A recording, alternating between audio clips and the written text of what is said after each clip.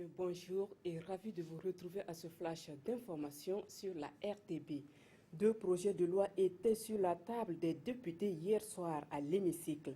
Il s'agit du projet de loi relatif à la ratification du traité révisé instituant la conférence interafricaine de prévoyance sociale adoptée à Abidjan le 14 février 2014 et celui portant autorisation de ratification de la Convention internationale pour la simplification et l'harmonisation des régimes douaniers adopté le 26 juin 1999 à Bruxelles.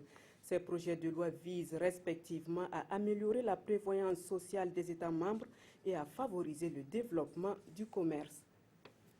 La 8e édition des journées agroalimentaires est prévue se tenir à Ouagadougou du 29 novembre au 4 décembre prochain.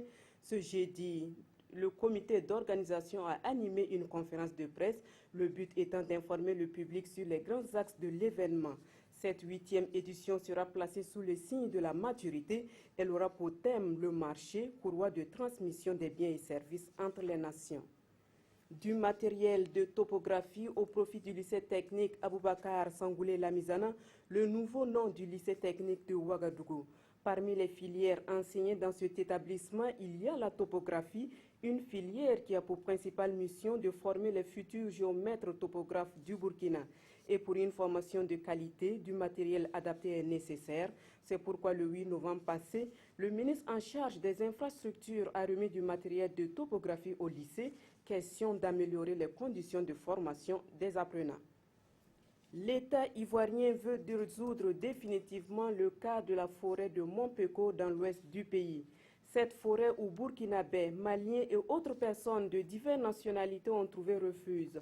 Un recensement qui est envisagé en vue de régler définitivement la gestion du conflit. Toute chose qui ne semble pas impossible car la nouvelle constitution de la Côte d'Ivoire interdit la propriété du foncier aux étrangers.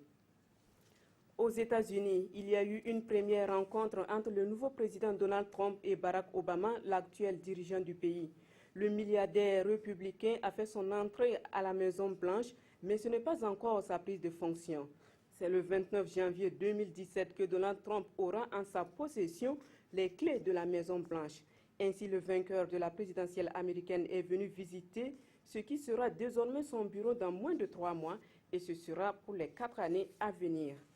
Voilà qui met fin à ce flash d'information. Merci de l'avoir suivi. Prochain rendez-vous de l'information, ce sera à 13h et c'est en compagnie de Marguerite Douagnou. Quant à moi, je vous retrouve à 18h.